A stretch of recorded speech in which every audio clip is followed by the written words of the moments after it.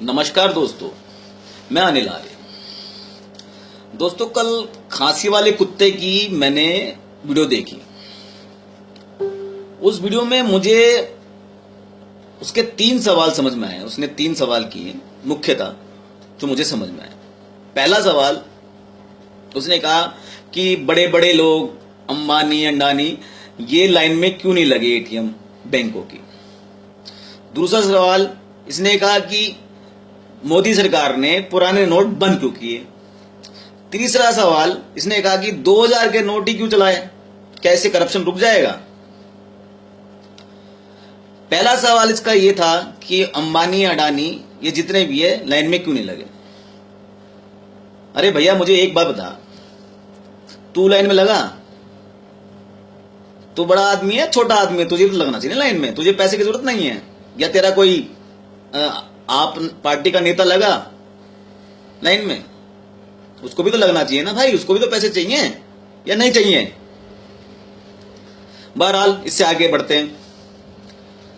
भैया देखो, 9 तारीख से पहले जब नोट बंद नहीं हुए थे, तो मुझे एक तस्वीर दिखा दे अंबानी अडानी टाटा बिरला की कि वो बैंकों की लाइन में खड़े हुए हों 9 तारीख से पहले, जब बंद नहीं थे नोट। उनकी एक तस्वीर दिखा दे कि वो कब जाके लाइन में खड़े हों, पैसे निकालते हुए दिखाते हो। इसलिए मासूम जनता को बरगलाना बंद कर अपनी धूर्तपूर्ण बातों के अंदर। तेरी इन धूर्तपूर्ण कुटिल बातों में तेरे ढक्कन ही आएंगे। तेरे बातों में वो तेरे आप ये जो है ना, तेरे आप ये जो वो ढक्कन, वही तेरे बातों में आएंगे। हम जैसा राष्ट्रवादी तेरे बातों में नहीं आएगा। अब सुन बात को। भैया ये बता, जो वहां पे लाइन में लगा हुआ है बैंकों की, एटीएमओ की, उस लाइन में खड़ा हुआ आदमी वो ईमानदार है, इसलिए वो लाइन में लगा हुआ है। लाइन में सदैव ईमानदारी लगता है। तेल की लाइन, बस की लाइन, बैंकों की लाइन, एटीएम की लाइन, हवाई जहाज की लाइन, राशन की लाइन, ये जितनी भी लाइन है ना, वो सब लाइनों में ईमानदारी लगता है। मंदिरों के अंदर जो लाइन लगती है, वहां पे ईमानदारी लगता है। बेईमान आदमी हमेशा पिछला दरवाजा देखता है, वो लाइन में नहीं लगता है। जैसे तू लाइन में नहीं लगा, जैसे तेरी वो जिहादी दीदी वो लाइन में नहीं लगी, जैसे पप्पू लाइन में नहीं लगा, जैसे इटली वाली अम्मा तेरी वो लाइन में नहीं लगी, नीतीश कुमार लाइन में नहीं लगा, मायावती लाइन में नहीं लगी, मुलायम सिंह लाइन में नहीं लगा। ये जितने भी छोटे छोटे दल के, वो कोई लाइन में नहीं लगा। तो बेईमान कभी भी लाइन में नहीं लगता है, ईमानदार लाइन में लगता है। जो तू भीड़ देख रहा बैंकों के बाहर, एटीएम के बाहर इतनी ज्यादा, वो भीड़ इसलिए देख रहा है क्योंकि अधिकतर जनता, हिंदुस्तान की, भारत की अधिकतर जनता वो ईमानदार है। 90 से 95% आदमी ईमानदार है, इसलिए वो लाइन में लगे हैं। अपनी मेहनत की कमाई ले जाकर वहां पे चेंज करवा रहे हैं, बदलवा रहे हैं, इसलिए वो लाइन में लगे। ये तो है तेरी लाइन वाली बात। दूसरी बात, तू कहता है कि मोदी सरकार ने नोट क्यों चेंज किए। भैया देख,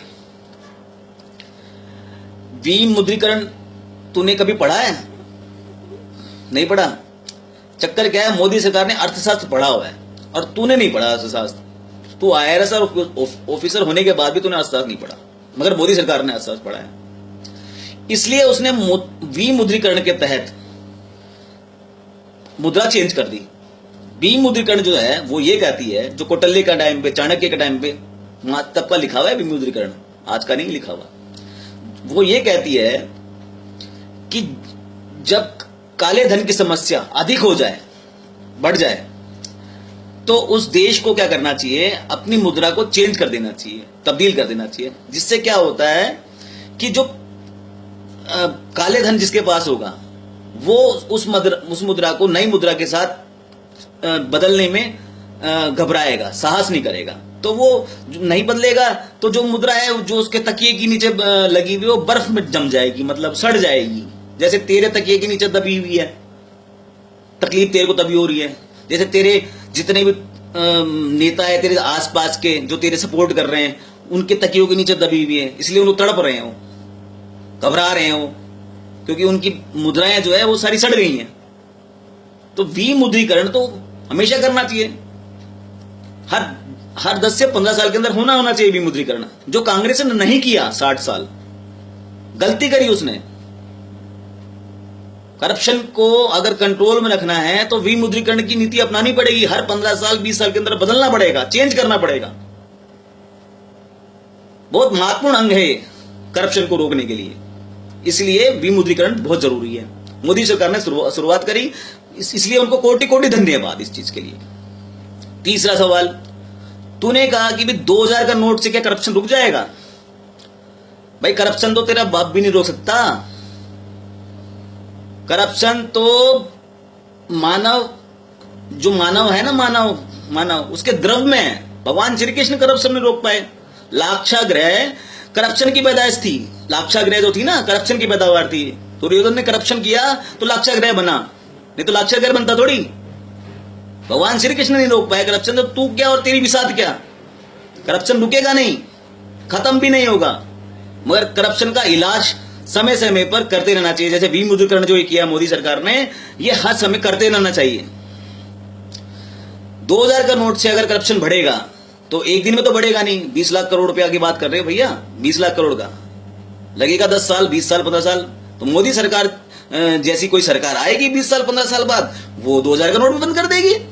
इसमें क्या बात है, बड़ी बात। फिल्म के बर्फ लग जाएंगे, तुम जैसे लोग वो चिल्लाएंगे कि क्यों बंद कर दिया, क्यों बंद कर दिया। तो इसमें कोई बड़ी बात नहीं है भाई साहब। इससे फायदा कितना हुआ है विमुद्रीकरण करने से? विमुद्रीकरण करने से आतंकवादियों को जो पेमेंट थी वो खत्म हो गई, क्योंकि आतंकवादियों को चेक से पेमेंट थोड़ी करा करते थे भाई साहब। यही नकली नोट जाया करते थे उनके जेब के अंदर। उनको चेक से पेमेंट करते थे क्या आतंकवादियों को? नहीं ना, उनको सबको नकली नोट दिया करते थे। वो पेमेंट बंद हो गई। कैसीनोज बंद हो गए, कैसीनोज बंद हो गए, जुए घर वो बंद हो गया। 100% टकसालें बंद हो चुकी हैं नकली नोटों की, जो मेरे को नहीं लगता आने वाले 10 साल के अंदर भी खुल पाएंगे दोबारा। बंद हो चुकी हैं, बिल्कुल तबाह और बर्बाद हो गई। जो ड्रग माफिया है उनको सबको कैश पेमेंट हुआ करती थी, चेक से थोड़ी करके पेमेंट हुआ करती, या तू करा करता था चेक से जाके उनको पेमेंट। ड्रग माफिया खत्म हो गया। जब ड्रग माफिया को पैसे नहीं मिलेंगे तो ड्रग नहीं आएगा, ड्रग नहीं आएगा तो नशाखोरी नहीं होगी, वो खत्म हो गया। तुम्हारा दाऊद इब्राहिम का पूरा धंधा चौपट हो गया हवाला का।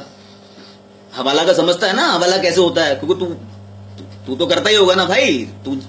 तू वहां पे गया अभी खालिस्तान के लिए, तेरा गल्फ से आता है पैसा, तो हवाला का तो तुझे नॉलेज होगी पूरी हवाला की, हवाला होता कैसे।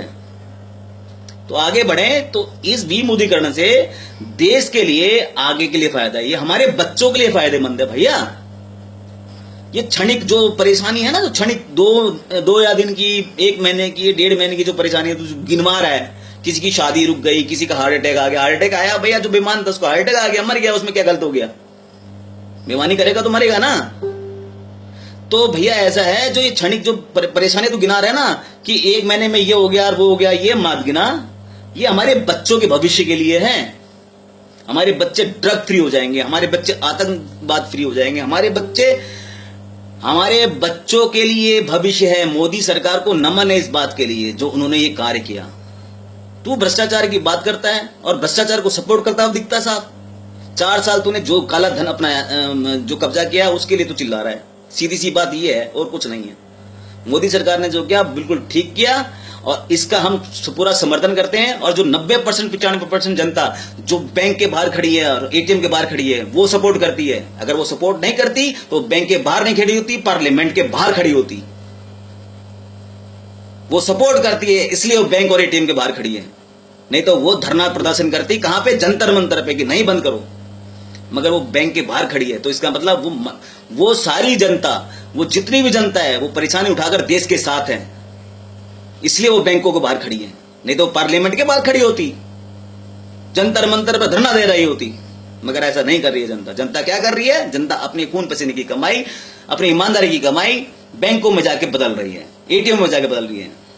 इसलिए इसलिए अपने ढक्कनों को बरगला, हम राष्ट्रवादी को नहीं बरगला सकता है तू। देश का हर नागरिक राष्ट्रवादी है। तेरे 1% 2% ढक्कन की वजह से देश नहीं चल रहा है।